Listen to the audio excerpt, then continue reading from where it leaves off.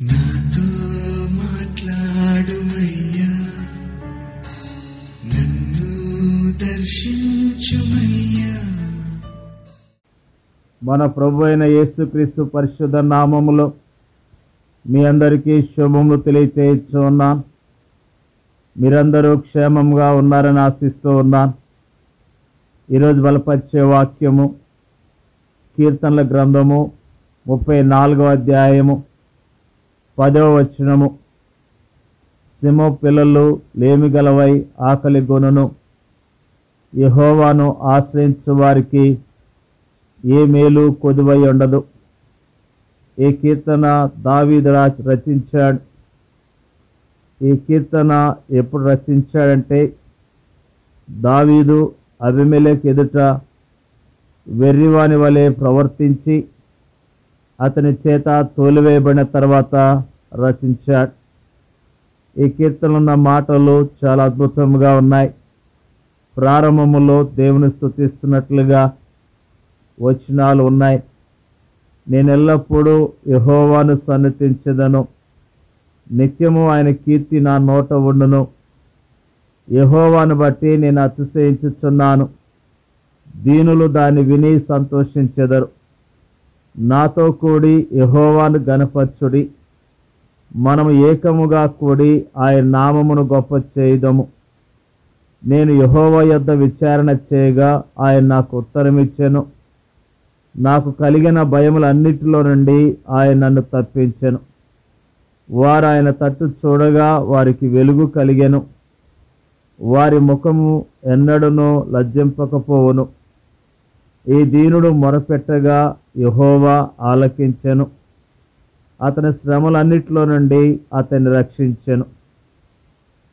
యెహోవా యందు భయభక్తి గల వారి చుట్టూ ఆయన దూత కావలి ఉండి వారిని రక్షించును. యెహోవా ఉత్తముడని రుచి చూచి తెలుసుకొనడి, ఆయన ఆశ్రయించు నరుడు ధన్యుడు. యెహోవా భక్తులారా, ఆయనందు భయభక్తులుంచుడి, ఆయనందు భయభక్తులుంచువానికి ఏమీయూ కొదవలేదు. సింహ పిల్లలు లేమిగలవై ఆకలి గొనును, యెహోవాను ఆశ్రయించు వారికి ఏ మేలు కొదువై ఉండదు. అద్భుతమైన మాటలను దావీదు భక్తుడు తెలియజేస్తూ ఉన్నాడు. మన ప్రభు ప్రతి విధమైన పరిస్థితుల్లో మనకు సహాయం చేసి మనల్ని ఆదరించే శక్తి గలవాడు అని ప్రభు నామంలో తెలియజేస్తూ ఉన్నాం. సింహము సృష్టిలోని అత్యంత శక్తివంతమైన జంతువు. అందుకే అన్ని మృగముల్లో పరాక్రమ గలదై ఎవరికైనా భయపడి వెనుకకు తిరగని సింహము ఇక్కడ మనకు తెలియజేయబడింది. సృష్టిలోని అత్యంత శక్తివంతమైన జంతువు సింహం కూడా ఆకలి కొనవచ్చు, కానీ యెహోవాను ఆశ్రయించు వారికి ఏ మేలు కొదువై ఉండదు. తాము దేవుని నుండి పొందే వాటి విషయములో కొందరికి అమితమైన అసంతృప్తి ఉండవచ్చు. మనం ఎన్నో మంచి విషయాలు దేవుని నుండి పొందాలని ఆశిస్తాం. వాటి కోసము సుదీర్ఘమైన ప్రార్థనలు కూడా చేస్తాం. అయినప్పటికీ వాటిలో ఏవి కూడా మనం పొందలేదు అని బాధపడుతూ ఉంటాం. మనము అనేక విషయాలను ఆశిస్తాము, అవి మంచివని మనం అనుకుంటాం. అయితే వాటిని పొందనందుకు వాస్తవానికి మనము దేవునికి కృతజ్ఞతలు చెల్లించాలి. ఎందుకంటే మనకు ఏవి మంచివో, ఏవి క్షేమకరమైనవో, ఏవి లాభకరమైనవో, ఏవి ఉపయోగకరమైనవో, ఏవి మేలుకరమైనవో దేవునికి బాగా తెలుసు. ఏవైతే మంచివని, ఏవైతే మనకు ఉపయోగకరమైనవని మనం అనుకుంటామో అవి వాస్తవానికి మనకు నష్టాన్ని, ప్రమాదాన్ని చేకూర్చుతాయని ఆయనకు తెలుసు. అనేక మంది విశ్వాసులకు తాము ఆశించింది చివరికి ఒక ఉరిగా మారినట్లుగా చరిత్ర మనకు తెలియజేస్తున్నది. కీర్తన గ్రంథం 34:10లో యెహోవాను ఆశ్రయించు వారికి ఏ మేలు కొదువై ఉండదని రాయబడి ఉంది. ఇక రాయబడిన ఆశ్రయించు వారికి అనే మాట ఇంగ్లీష్ బైబిల్లో వెదుకు వారికి అని అనువదించబడింది. అంటే దీని అర్థము యెహోవాను వెదుకు వారికి ఏ మేలు కొదువై ఉండదో అని. అంతేకాని లోకంలో ఉన్న వాటిని వెతుక్కు వారికి ఏ మేలు కొదువై ఉండదు అని కాదు. యథార్థముగా ప్రవర్తించు వారికి ఆయన ఏ మేలును చేయక మానడు. నువ్వు ఆశించినది ఏదైనా నీకు అనుగ్రహించబడలేదంటే అది నీకు మేలుకరమైనది కాదని, అందుకే దేవుడు దాన్ని నీకు ఇవ్వలేదని నీవు గుర్తించు. ఈ వాస్తవాన్ని నీ హృదయములో అంగీకరించినట్లయితే అప్పుడు అది ప్రభువా అది నాకు మేలుకరమైనది కాదు, అందుకే దాన్ని నువ్వు నాకు ఇవ్వలేదు, నీ నామమున స్తుతికలుగా కానీ ఆనందగానాలు మనం చేస్తాం. ఈ సాధారణ సూత్రమును ఆధారం చేసుకుని దేవుడు మన పట్ల వ్యవహరిస్తాడు. నీ ఆత్మ దేవుని సన్నిధి వెలుగును అనుభవిస్తున్నప్పుడు దేవుని దూతలను ఆవరించినట్టుగా నువ్వు విశ్వసించినప్పుడు ప్రతి విషయానికి నీవు ఆయన వైపే చూస్తావు. ప్రతి విషయానికి నీవు ఆయనపైనే ఆధారపడతావు.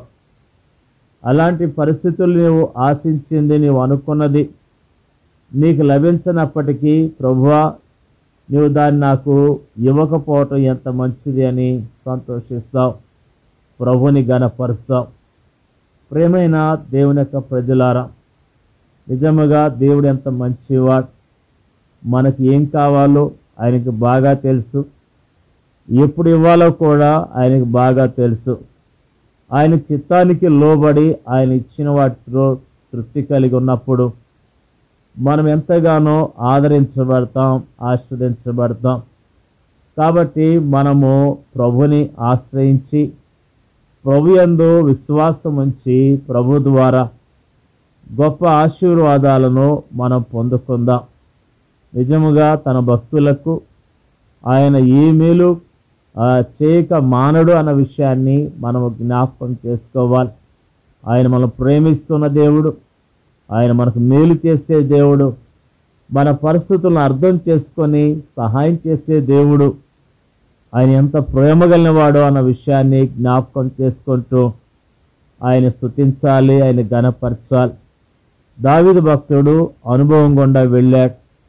ఆ సమస్యల నుంచి విడుదల పొందుకున్నాడు, ఇబ్బందుల నుంచి విడుదల పొందుకున్నాడు, దేవుని నుంచి సహాయాన్ని పొందుకున్నాడు, దేవుని నుంచి ఆనందాన్ని పొందుకున్నాడు. అందుకని దావీదు భక్తుడు దేవుని స్తుతిస్తున్నాడు. ఆయన కీర్తి ఆయన నోట్లో ఉన్నట్లుగా భక్తుడు మాటలు తెలియజేస్తున్నాడు. ఆయన అతిశయించడమే కాకుండా మరి ఆయన భక్తులందరూ నాతో కూడి మరి ఆనందించినట్లు అని అన్నట్లుగా దావీదు తెలియజేస్తూ ఉన్నాడు. నిజంగా మనమందరం కూడా దేవుని స్తుతిస్తూ మహిమపరుస్తూ దేవుని కొరకు జీవిద్దాం. దేవుడి యొక్క వాక్యాన్ని దీవించునుగాక. పరిశుద్ధులైన మా తండ్రి, జీవం కలిగిన మా ప్రభువా, మంచి దేవా, నీకు వందనాలు. ఈరోజు నా ప్రభువా అద్భుతమైన మాటలు ధ్యానం చేయటానికి మాకు ఇచ్చిన ధన్యతను బట్టి నీకు స్తుతులు స్తోత్రాలు తెలియజేస్తూ ఉన్నాం. ప్రభువా మరి సింహ పిల్లలు లేమి గలవై ఆకలి గొంటాయని నిన్ను ఆశ్రయించే వారికి ఏ మేలు కొదువై ఉండదు అన్న విషయాన్ని మాకు జ్ఞాపకం చేసినందుకు నీకు స్తోత్రాలు తెలియజేస్తూ ఉన్నాం. ప్రభువా మా పట్ల ఎంత ప్రేమ కలిగి ఉన్నావు, మా పట్ల ఉద్దేశాలు కలిగి ఉన్నావు, మాకు ఎప్పుడు ఏం కావాలో అది ఇచ్చే దేవుడిగా ఉన్నందుకు నీకు వందనాలు స్తోత్రాలు తెలియజేస్తూ ఉన్నాం. ప్రభువా నిన్ను ఆశ్రయించి నీ చిత్తానికి లోబడి ప్రభువా నీ యొక్క ఉద్దేశాలను నెరవేరుస్తూ నీ కొరకు జీవించడానికి పరిశుద్ధాత్మ దేవుని యొక్క సహాయాన్ని మాకు దయచేయమని ప్రార్థన చేయొచ్చు ఉన్నాం. ప్రభువా నీ యొక్క భక్తులందరినీ జ్ఞాపకం చేసుకోండి అయ్యా. ప్రపంచవ్యాప్తంగా ఉన్న నీ భక్తులు నిన్ను ఆశ్రయించి నీ నామములో ధైర్యం తెచ్చుకొని విశ్వాసంతో జీవించడం నేర్పించండి అయ్యా. ధైర్యం తెచ్చుకోవడానికి సహాయం చేయండి. మరి ముఖ్యంగా ప్రార్థన చేయొచ్చున్నాం. ప్రభువా ఈరోజు చక్కని మాటలు మాకు జ్ఞాపకం చేస్తారయ్యా, నీకు వందనాలు తెలియజేస్తున్నాం. యోగ్యముగా నేను స్తుతిస్తూ గణపరుస్తూ నీ సాక్షి బిడ్డలుగా ఈ లోకంలో జీవించడానికి మీరు శక్తిని దయచేయమని ప్రార్థన చేయించున్నాం. మాకు ఇచ్చిన ఈ మాటలు బట్టి వందనాలు తెలియజేస్తూ మా ప్రార్థన అంగీకరించమని యేసుక్రీస్తు పరిశుద్ధమైన నామములో అడిగి వేడుకొంచున్నాం తండ్రి. ఆమేన్.